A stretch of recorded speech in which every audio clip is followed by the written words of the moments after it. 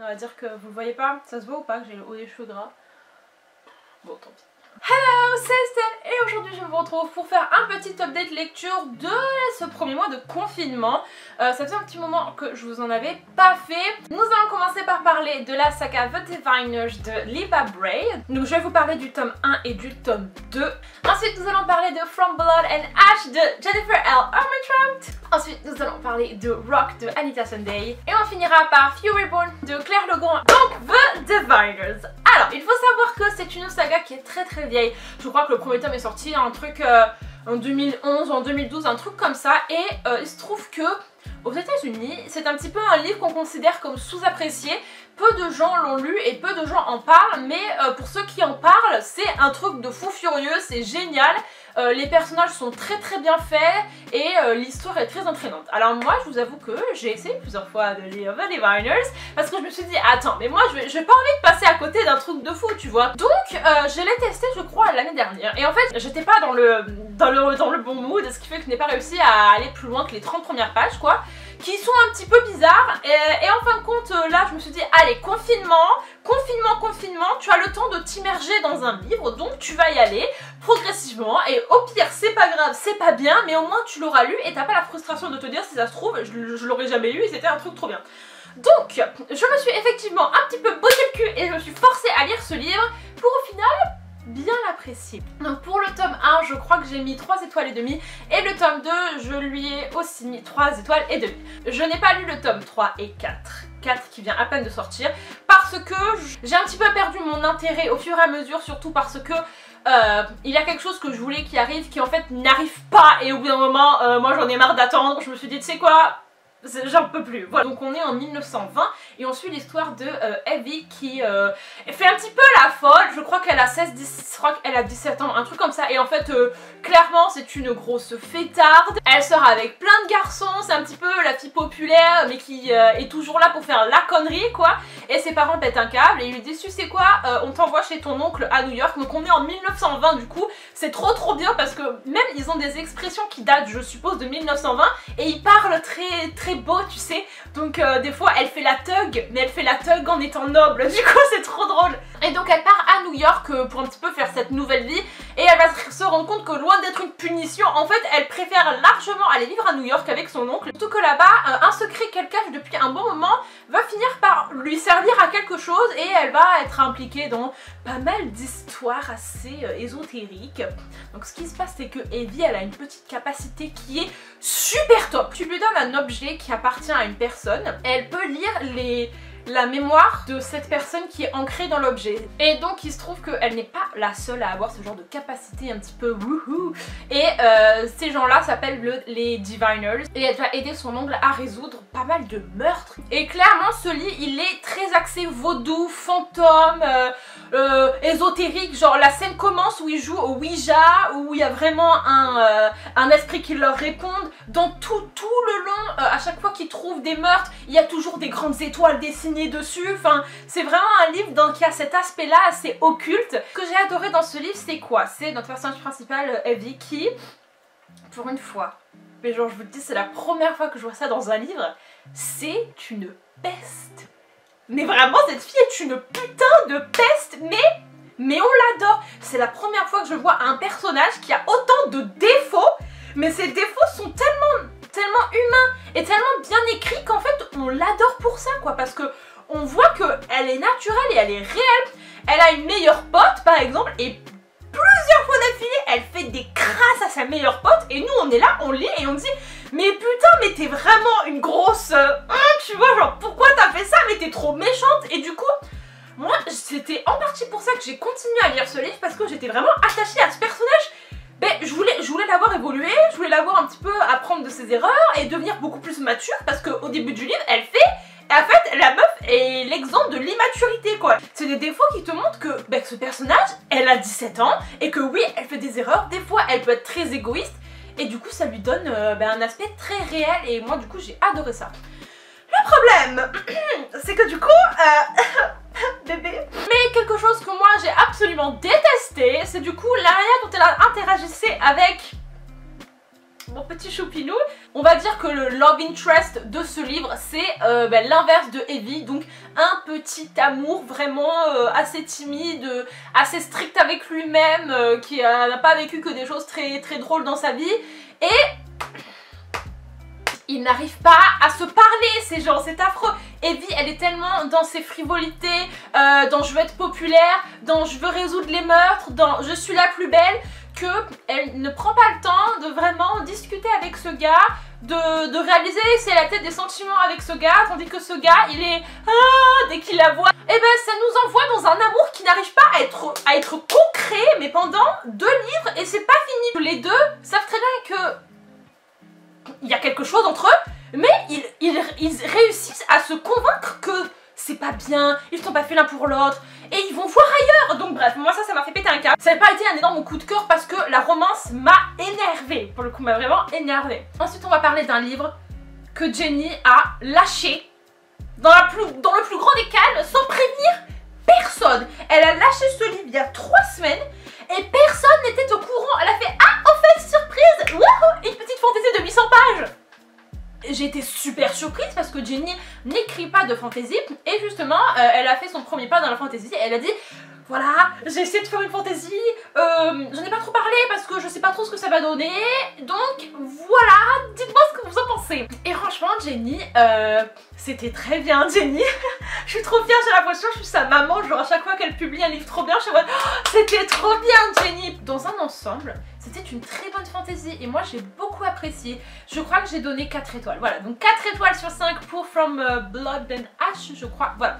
Alors, je dois avouer que moi, mon gros problème avec la fantaisie, c'est que je n'ai aucune patience. C'est que quand je commence une fantaisie, j'ai envie de tout comprendre d'un coup, et que j'aime pas qu'on m'explique un autre monde, j'arrive pas à retenir, et moi en fait je m'en fous. Tout ce que je veux savoir c'est ce que font les personnages, où ils sont, comment ils se parlent, etc. Et du coup, les premières pages de ce livre, elle explique un petit peu le monde, et personnellement, je vous dis honnêtement, j'ai rien compris, je n'ai rien compris. Il y a des histoires de magie, mais en même temps il y a des créatures, je n'ai rien compris. Mais vous voyez, je regrette pas du tout parce qu'en fin de compte j'ai apprécié mon livre et même si j'ai rien compris. Nous sommes donc dans un monde fantaisiste où en fait il y a une espèce de tradition, c'est qu'il y a un être un petit peu magique, un petit peu sacré qui s'appelle The Maiden. Est-ce que... Attendez, les gens ils ont pas mis son prénom une seule fois dans toutes les reviews, je vais péter un câble. Son prénom! En fait je vous explique pourquoi je fais un caprice, parce que son surnom est affreux et je refuse de l'appeler par son surnom, je ne veux que l'appeler par son prénom. Et donc qu'est-ce qui se passe avec cette Maiden?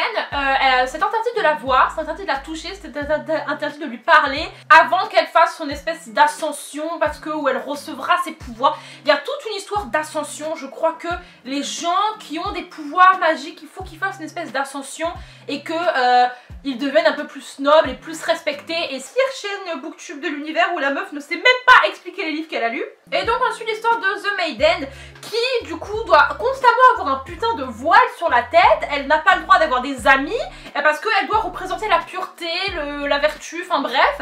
Et du coup bah, sa vie elle est pas hyper drôle. C'est bon, I got it. Donc elle s'appelle Penelope, donc Penelope, et tout le monde l'appelle Poppy. Et en fait le problème c'est que dans un jeu vidéo auquel on jouait qui s'appelle Aion, et ben Poppy c'était le nom d'un cochon qui s'appelle notamment le Porgus parce que c'était comme ça que ça s'appelait. Et il y avait une quête, ça s'appelait À la recherche de Poppy et il fallait retrouver le putain de cochon. Donc c'est pour ça que je suis incapable de l'appeler Poppy parce que je vois un cochon, du coup je vais l'appeler Penelope parce que je trouve que c'est beaucoup mieux. Elle finit un jour par un petit peu péter un câble et elle a un excès de confiance et se dit non, je veux vivre ma vie, je veux me sentir vivante, et donc elle va dans un bordel. Et c'est là, tu vois, où je me dis, c'est Jenny. Parce que qui d'autre que Jenny aurait fait ça, quoi? Aurait dit, la première scène de ce livre, c'est la meuf qui rentre dans le bordel, qui fait oh là là, oh merde. Et par l'opération du Saint-Esprit, encore une fois, enfin c'est l'opération surtout de Jenny, parce qu'elle adore faire ça, elle se retrouve dans une chambre avec un gars, mais genre c'était pas du tout prévu, et ce mec la prend pour une autre meuf. Et à partir de là, c'est très drôle parce que donc, elle se dit, c'est ma chance de vivre quelque chose en tant que personne et de ne pas me cacher. Et donc elle ne dit pas à ce gars que elle n'est pas la meuf qu'il croit qu'elle est, jusqu'au moment où le gars réalise que ce n'est pas la meuf qu'il avait plus ou moins commandé, enfin je sais pas trop comment ça marche. Mais... Et là le mec se dit mais qu'est-ce que tu fais? Pourquoi? Enfin quel est ton problème? Elle finit par sortir de là et elle pense qu'elle n'entendra plus jamais parler de ce gars et de cette histoire jusqu'au jour où son garde se fait poignarder ou je ne sais quoi et il lui faut un nouveau garde du corps personnel et qui se pointe? Le gars! Et en fait le truc c'est que étant donné que dans le bordel c'était dans le noir, elle sait qui il est mais lui ne sait pas qui elle est parce qu'elle avait un masque et du coup elle ne veut pas qu'il comprenne que c'est elle, sauf que évidemment lui il va finir par comprendre que c'est elle et à partir de là c'est leur histoire et en fait il y a beaucoup plus de couches que ça. C'est-à-dire qu'il y a des histoires de créatures, des histoires de trahison, il y a quelqu'un qui fait des meurtres dans le palais et en même temps elle essaye de ne pas mourir en tant que maiden parce qu'en fait cette meuf est complètement badass, enfin il y en avait un petit peu dans tous les sens. Je vous cache pas que des fois tu te disais mais pourquoi genre Jenny elle a mis beaucoup de choses, je te dis il n'y avait pas besoin d'autant de trucs mais c'est pas grave. Et la petite romance avec donc ce gars là elle est pas mal, elle est vraiment pas mal. Et à la fin il y a le gros plot twist parce que je crois bien que ça va être une trilogie ou un truc comme ça où du coup tu te dis oh my god. C'est surtout l'histoire en fait de elle qui refuse son destin de maiden et qui se dit non je n'ai pas envie de finir vieille et aigrie je ne sais où, j'ai envie de prendre ma vie en main, j'ai envie de prendre ma vie. Et j'ai envie de m'auto-créer quoi, et de faire ce que j'ai envie de faire, donc fuck you. À lire en anglais, franchement, tu vois, autant tous les livres de Jenny ils sont faciles à lire en anglais, autant celui-là, elle a monté un petit peu son niveau de langage, du coup c'est pas mal compliqué. Ensuite on va parler à l'énorme coup de cœur de ce confinement. Il s'agit de Rock de Anita Sunday. Alors, ce livre, alors c'est là en fait que je réalise à quel point des fois je peux être con dans ma vie. Je l'avais déjà pris il y a genre 1 an et demi et il me semble bien que je l'avais commencé je l'avais commencé, je suis vraiment sûre que je l'avais commencé mais je l'avais reposé et là je me dis mais comment t'as fait pour le reposer? Donc ce livre c'est une romance contemporaine LGBT où on a donc 2 personnages masculins qui tombent amoureux l'un de l'autre et en fait, vous voyez, j'avais prévu de faire un truc. J'ai prévu de faire un truc, je vais le faire, il faut absolument que je le fasse. Nous suivons l'histoire de Cooper. Il a 10-12 ans, je ne sais plus exactement au début. Et il apprend que son père, en fait, n'est plus amoureux de sa mère depuis un long moment. Et ils ne l'auront pas dit. Et en fait, il est avec une autre femme. Et il habite plus ou moins chez eux quand il dit qu'il va au voyage d'affaires. En fait, non, il va dans cette autre maison-là. Et il a une totale double vie. Et quand les enfants apprennent ça, ils sont totalement brisés parce qu'ils pensaient avoir une super famille et en fait pas du tout, surtout que leur mère était au courant. C'était un petit peu un accord qu'ils avaient eu entre eux de ne pas leur dire à leurs enfants quoi. Cooper il va rencontrer cette nouvelle famille parce qu'ils sont un petit peu obligés même si à la base ils ne veulent pas. Donc sa sœur elle fait la grève de la famille, elle dit non je ne veux plus jamais le voir de ma vie. Mais lui il se dit bon quand même je lui laisse le bénéfice du doute quoi.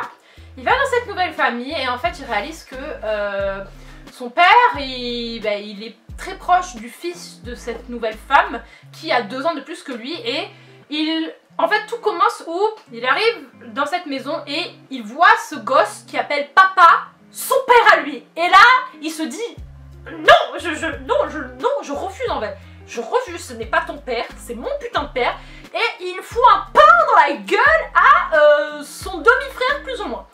Et à partir de là les amis imaginez que ceci est le pire truc. Donc ça c'est le pire truc. L'auteur elle fait ce livre est un enchaînement des pires trucs. Mais vraiment je pèse mes mots. Les pires trucs qui peuvent arriver aux gens arrivent. Fait que moi, j'ai pas survécu en fait. Je n'ai absolument pas survécu à cette lecture. J'ai pété des câbles toutes les 5 pages, mais surtout, waouh, genre juste waouh. Ça faisait un très long moment que je n'avais pas été autant investie émotionnellement dans une histoire. J'ai pleuré, j'ai hurlé, j'ai ri, je me suis paralysée plusieurs fois. C'est un livre premièrement qui est très beau, très poétique. tout le fil conducteur du livre, ce sont des différentes pierres précieuses, donc d'où le nom du livre Rock. En fait, Cooper, c'est ça, c'est bon. En fait, j'ai envie de vous parler d'1 heure de ce livre tellement moi il m'a touché. Le personnage principal, donc Cooper, en fait, il est passionné par les pierres précieuses. Et il connaît plein de choses là-dessus, il connaît tous les pouvoirs des pierres, un petit peu en mode lithothérapie. Et moi j'étais en mode oui, la lithothérapie, oui. Donc il parle de ce que fait le gabbro, le basalte, le rubis, les moonstones, le lapis lazuli, l'opale, l'onyx, donc tout plein de cailloux. Il les collectionne, il adore ça et en fait il a toujours un caillou sur lui.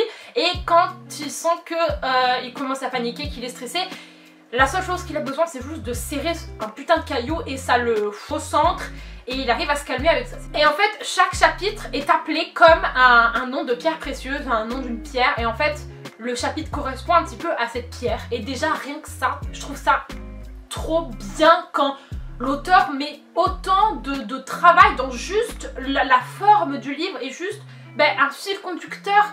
Voilà, savoir qu'elle a réfléchi à chaque chapitre, à quelle pierre associée au chapitre. Enfin, il faut savoir que ce livre se tient sur 10 ans. Au tout début du livre, Cooper, il a 12 ans, 10-12 ans, et à la fin du livre, il en a 20-22 quoi. Ça m'a fait beaucoup penser aux vibes de Wolfsong de TJ Klune, où c'est un petit peu la même chose. On suit les personnages sur moins de temps, sur 5-6 ans quoi. Le fait de les voir grandir ensemble, tu es tellement plus là en fait, tu connais leur histoire, tu sais exactement ce qui s'est passé, à quel âge, et du coup ça monte en puissance, et au moment où tout explose quoi, mais c'est tellement plus. Les personnages dans ce livre sont d'une beauté, chacun dans leur genre. Donc Jace qui est le demi-frère plus ou moins, lui aussi je l'ai adoré, je l'ai vraiment adoré, et Cooper, mon petit bébé d'amour. Dites-vous qu'il aura fallu 10 ans pour se mettre ensemble. 10 putain d'années. Qui fait ça? Qui met 10 ans à se mettre en couple avec quelqu'un? En fait c'est une torture. Ce livre est une torture parce que vous savez pertinemment que tous les deux sont amoureux l'un de l'autre, mais pour différentes raisons, ça va être impossible pour eux de se l'avouer ou de tout simplement se mettre ensemble. Et les pires moments dans ce livre, ce sont les moments où tous les deux vont vraiment s'abandonner et se dire tu sais quoi, non. Et vont partir de leur côté, faire des choses de leur côté, et tu te dis mais non, mais ceci n'est pas ton destin, ceci n'est pas ta vie, réveille-toi putain, non, ce n'est pas ta vie. C'est une lecture qui est éprouvante. Moi elle m'a consumé toute mon énergie et à la fin j'étais mais... Jace est je crois bien bisexuel tandis que Cooper il est je crois bien plutôt gay. Et enfin le dernier livre qui a été mon premier post Instagram livresque de tous les temps. Il s'agit de Furyborn de Claire Legrand. Alors Furyborn c'est une très rigolote histoire. Ce livre il est là depuis un bon moment, hein. C'est une trilogie et le tome 3... Focus en mai. Le tome 3 va sortir en fin d'année, donc il y a déjà le tome 1 et 2 qui sont sortis. J'ai fini le tome 1 et je suis à peu près à 40% du tome 2. Il y a dans ce monde fantaisiste une prophétie qui dit que 2 reines finiront par se révéler. Une reine qui va être la reine The Sun Queen qui sauvera la planète, enfin leur monde quoi, et une reine qui sera The Blood Queen qui détruira la planète. On va suivre 2 femmes qui vont finir par être une The Sun Queen et une The Blood Queen, mais on ne sait pas qui va finir par être qui. Mais en fait il y a 1000 ans d'intervalle entre ces deux femmes, et en fait donc c'est un chapitre sur 2. On suit donc ces 2 femmes qui vont devenir de reines quoi. Donc dans le passé je dirais, donc on va suivre Lady Riel qui donc est à la cour de ce monde à l'époque où la magie, disons, elle existe bien, mais les gens n'ont qu'un seul type de magie. Ce qui est dit, c'est que ces 2 reines-là auraient tous les éléments et pourraient contrôler tous les éléments.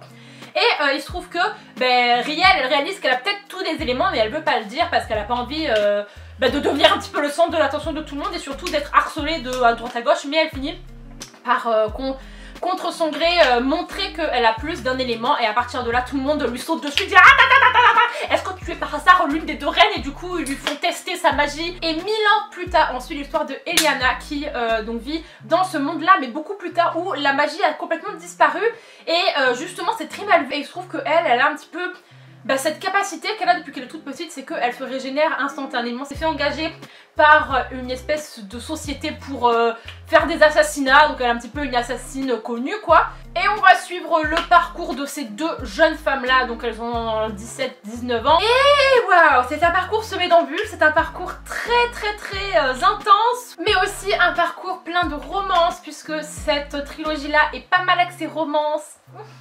On aime. Chacune donc de ces femmes là a son petit amoureux. Pour une c'est un Friends to Lovers et pour une c'est un Enemies to Lovers, donc voilà, c'est le livre parfait. Et en fait c'est un petit peu le suspense de savoir qui va être la Blood Queen, qui va être la Sun Queen. L'autrice a fait un travail fou pour que tous les problèmes qu'on puisse avoir dans notre société ne sont absolument pas là, ou alors sont discutés, sont présentés, et du coup quand tu lis ce livre tu te dis waouh, mais eux ils ont tout compris, dans ce monde là ils ont tout compris. Oui, on met très en valeur les femmes, on a deux personnages principaux féminins qui sont très fortes, mais en même temps qui sont très vulnérables, parce qu'on ne dit pas qu'une femme forte n'a pas le droit des fois d'être vulnérable, non, elles ont vraiment ces deux belles qualités. Mais en même temps, on ne fait pas de l'ombre, disons, aux hommes en disant non, mais ils ne servent à rien dans cette histoire. Non, au contraire, tous les hommes dans cette histoire sont d'un respect et d'une bienveillance, pour vous dire. Plusieurs fois, ils arrivent dans la pièce et ils font « Je suis là. De quoi as-tu besoin? Dis-moi ce que je dois faire pour toi. Qu'est-ce que je peux faire? Où est-ce que t'as mal ?» Enfin, mais vraiment... Tu vois, moi je me suis dit waouh, genre moi je rêve qu'un jour il y a un gars qui arrive et qui fasse je suis là, de quoi tu as besoin? Que moi je suis amoureuse des hommes comme ça qui savent bien parler aux femmes, mais qui en même temps, tu vois, c'était pas ridicule. C'était pas en mode ouais l'autrice elle fait exprès parce que non, ça faisait vraiment intensément partie de l'histoire et ça ne leur enlevait pas, je devais dire un truc horrible, ça ne leur enlevait absolument pas leur virilité, dans le sens où ben, dans les scènes où il devait être plus ou moins sexy, il l'était tout autant, mais même en étant respectueux. Donc vous voyez, c'est pas parce qu'un homme est bienveillant et respectueux et doux et gentil que, vous comprenez, il n'est pas du tout viriliste, nous on aime les bad boys. Non, non, genre on peut très bien avoir un homme qui a ces deux qualités là. Merci Claire Legrand. Le deuxième point bonus c'est que quoi? La sexualité les amis, la sexualité c'est très important d'en parler ouvertement, et dans ce livre, c'était parlé ouvertement, mais surtout en fait il n'y avait aucun tabou, mais vraiment aucun tabou, c'est-à-dire que il y a une des deux, je sais plus laquelle c'est, à un moment donné elle dit oh là là j'ai couché avec une meuf hier soir, c'était trop bien, et elle va ensuite enchaîner sur totalement un autre truc. Enfin les gens qui sont en face d'elle, ça ne les a absolument pas choqués, c'était en mode ah ouais, et là je me suis dit oh c'est trop bien, genre c'est trop bien que la sexualité comme ça ce soit un truc totalement ouvert, et que ce soit totalement fait normal que les gens soient plus ou moins bisexuels ou pansexuels quoi.